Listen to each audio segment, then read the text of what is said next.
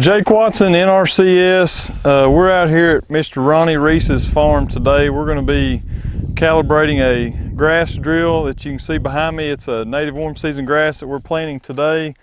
We've got some lovely gentlemen from TWRA and Quail Forever here calibrating the drill. We also have landowner Ronnie Reese. We are planting little blue stem, big blue stem, and switchgrass on this plot. It's 5 acres. Mr. Reese has planted about 30 acres up on the hill, so he's had some previous experience with this. But we're going to kind of just demonstrate what we're doing as far as calibration goes. The planting also, we're going to go in this. We're doing this for a mix between a wildlife plot and a cattle grazing / forage plot. So Mr. Reese will have option to do both. Also here, UT Extension behind the camera, JC Rains. Why do we calibrate a drill? The native warm season grass is based on a pure live seed weight. The bags come in huge proportions because the seed is really fluffy, so it's kind of big. So we have to calibrate based on what they're planting, and it's a different seeding rate every time. So depending on the type of grass seed it is, it's going to calibrate differently each time. So for each individual plot, based on what the rate is we're planting, today we're doing 3 pounds little blue, 3 pounds big blue, 3 pounds switchgrass. So with that, we're going to have to calibrate it to plant around 9 pounds per acre. I believe that's correct. I'm going to let Michael talk next. He's going to get into more of the calibration side. All right, I'm Michael McCord. I'm the wildlife habitat biologist working for TWRA and partnering with NRCS in this area. We're going to go over a couple of the important adjustments for whenever you use a native grass drill. One of the first things you want to do is make sure that thing's cleaned out well. Get up here with a shop vac or a blower, blow out all the old seed. One of the nice features on these hay busters is they've got a trap door on the bottom of the seed box. So what you want to do, you want to pull that out, blow it out good, but before you load this thing up and before you start planting, make sure you close these back off. Well, there it goes. Now, to adjust your seeding rate on this, they have a sliding opener, and you simply turn these cranks to adjust that. As I turn this counterclockwise, my opening gets smaller. Clockwise, my opening is going to get larger, and that controls how quickly the seed's going to fall out. Now, with these native grasses, depending on your species mix and depending on the company that produced the seed and how clean they got that seed, this seeding rate can vary wildly, and that's why it's very important for you to take the time to calibrate this stuff, because you can't really run out to the co-op and pick up another bag if you come up a little short, and with some of the seed prices, you really don't want to have to do that. So it's important, and you can see the seed,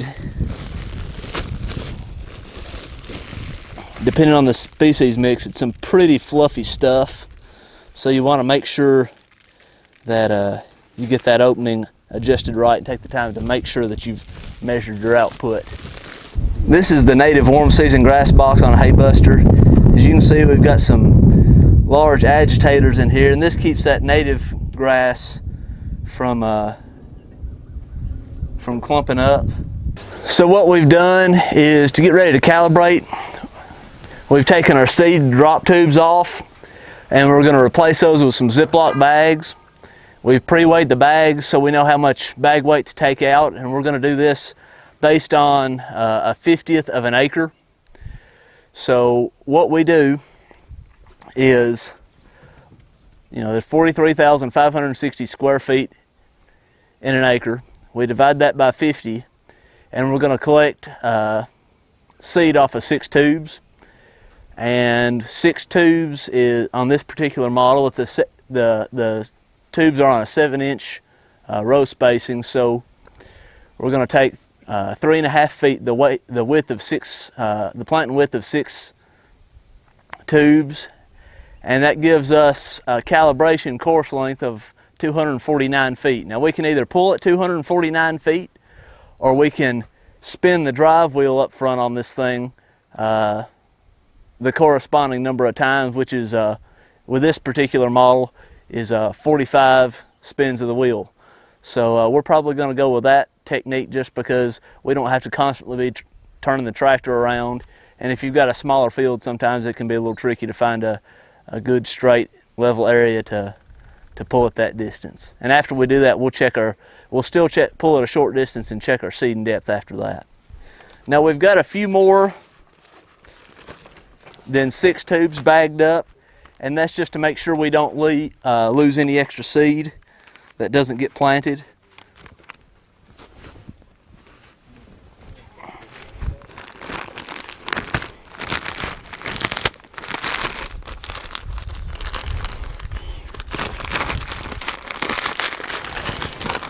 So now we're ready to add some seed to the hopper and do a test run. We're going to keep it on this end, so this is the end we've got blocked off with our bags.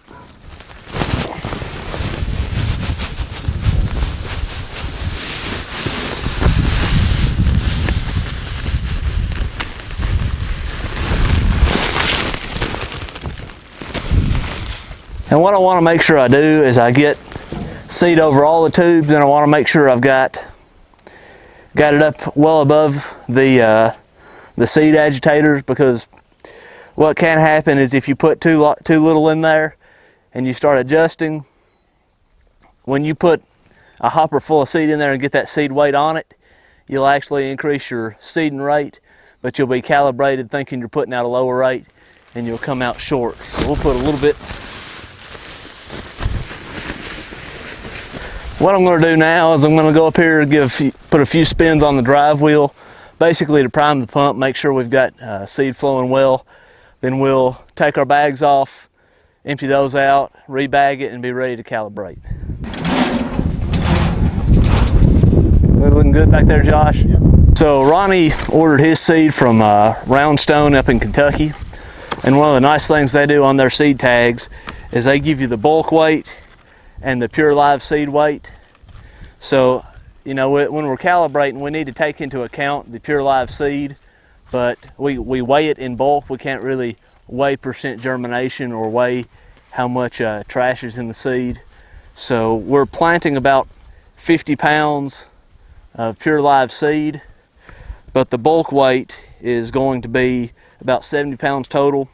So with planting 5 acres, we're looking for a bulk weight of around 14 pounds per acre of seed. By now, I'm going to start spinning this wheel, and all I'm doing is counting how many times that valve stem goes past the ground there.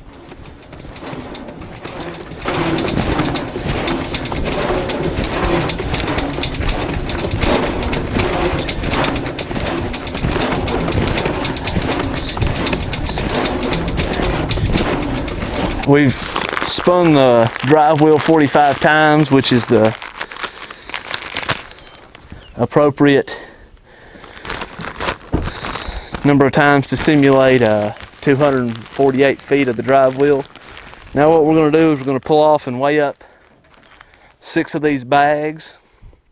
I know my bag weight for these quart freezer bags is 1.4 ounces for 6 of them combined. So I'm taking my rubber bands off, rolling these things down,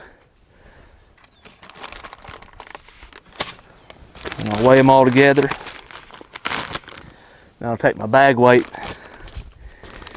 out.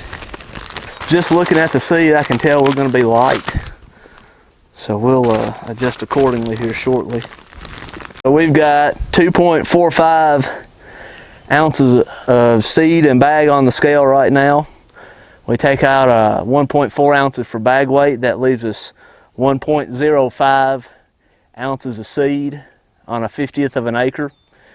We're going to multiply that by 50 to extrapolate that up to a full acre, and then divide by 16 to convert that to pounds of seed per acre, and that's going to put us at 3.2 pounds per acre. So we've got some adjusting to do over here. We're going to go to the adjustment screw for the native grass box, and we're going to turn it counterclockwise, and we're going to come on up here and see what we get about 14 this time, and recalibrate and see what that looks like for us. What were you previously set on? We started out on 10, and that was entirely too low, so we're going to see what we get this time.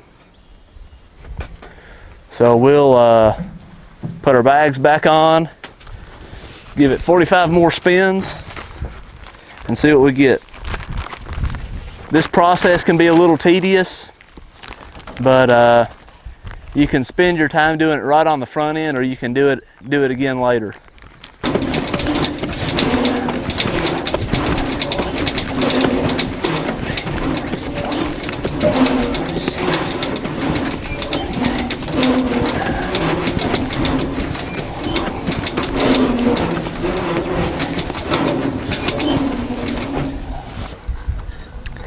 Got a total weight of 5.7 this time. So when we take our bag weight out, left with 4.3. All right, so this time we had a calibration of 13.4 pounds, and we're looking for right at 14. So I want to back this down just a hair to make sure I've got a little bit of seed left over to wrap my ends when I'm done. And just in case when I'm planting I overlap a little bit, or if I don't raise it all the way up and I end up dropping a little seed when I'm making my turns, I want to make sure I normally like to have about 10% left over for touching up with, so I'm going to back this down just a hair, and we're probably going to go with about 14 3/4 for our calibration. And now we've got our drill calibrated, we're going to go on and add some seed to the hopper. And make sure you get everything covered good and get it good and even, especially on these smaller plantings. It might not have time to even out well across the box as you go. So just make sure you've got that seed in there. Level it out. Now, one feature that you'll find on some drills, but not all drills, are these depth bands. And basically, it's this little metal shelf that sticks out off of the double disc openers, and what this does is if you're putting grass seed in the ground or clover seed, you don't want that seed deep because it's a very small seed. It doesn't store a whole lot of energy, so if you plant that seed much more than a 1/4 inch, a lot of times it won't have the energy to emerge. So what this does is this keeps you from being able to cut too deep. It's especially important for the native grasses and things like clover. Something like wheat, or if you were doing a forage planting of soybeans or something like that, not near as critical because it's a very large seed. But what this does is this helps you make sure you're not getting it too deep. The other place we can control seed depth is back here with the press wheel. When we're planting native grasses, we want to see seed sitting on top of the ground. If we're not seeing seed laying on top of the ground in the furrow, then we need to adjust our seeding depth. We are planting it too deep. Ronnie, pick you a spot to start, and we'll take a look, see what you got.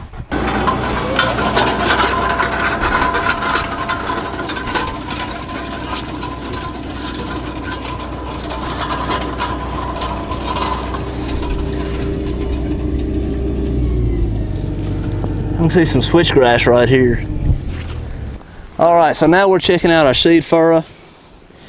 And looking at this one right here, I've got switchgrass laying on top right there.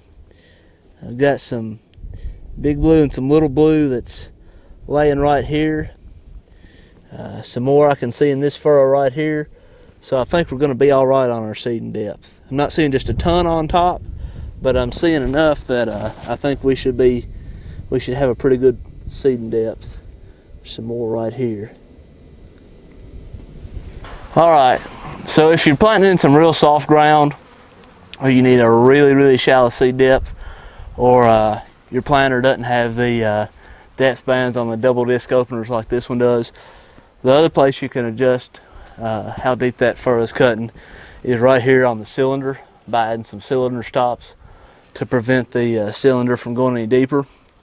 And we've added some here, but if you look, there's still about a 1/4 inch gap between the cylinder stop and the top of the cylinder here. So even with these cylinder stops, we haven't really shallowed up our seeding depth any. We just put a little insurance that it won't go any deeper than it is.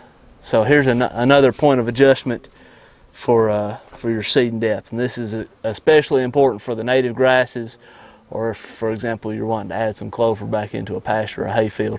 You don't want that stuff going too deep. You want that stuff planted right at the top. So make sure you adjust that seeding depth.